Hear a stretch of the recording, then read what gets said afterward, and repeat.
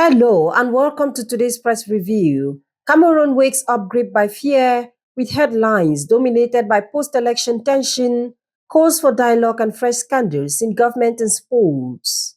The Dawn leads with the headline, Nation gripped by fear, uncertainty sweeps across Cameroon.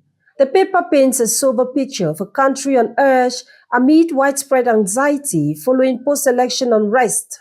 It notes that citizens are torn between hope and fear as political tensions deepen nationwide.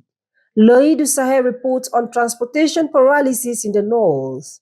The paper says travel between the northern regions and other parts of Cameroon has been heavily disrupted, isolating communities and affecting the flow of goods and services. From Yaoundé, Mutation highlights a show of defiance from local leaders.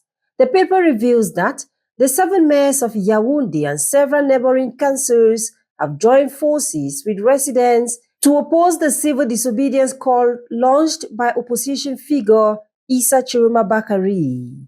On a more spiritual note, La Nouvelle Expression features a strong message from Douala in its headline, The Truth of the Archbishop Cleda. According to the report, the prelate warns that democracy cannot coexist with violence, arbitrary arrest, and intimidation. He insists that elections should not become a pretext for killing citizens. The same tone is echoed in Emergence, which titles its story, Archbishop Cleda's stern warning to the Biya regime. The paper says the cleric sharply condemns state repression and human rights abuses witnessed during the post-election crisis. In the corridors of government, Informateur reports internal tensions under the headline, Diane Gute reprimands Famindongo. The paper reveals that the Prime Minister has called out certain regime communicators for making irresponsible public statements and urged them to promote peace instead of provocation. Lameteo adds that calls for dialogue multiply. From north to south, east to west, many Cameroonians are reportedly urging political leaders to embrace dialogue and reject inflammatory rhetoric.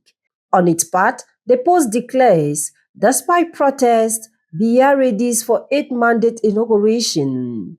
The paper says preparations are underway for President Paul Biya's swearing-in ceremony amid continued opposition contestation.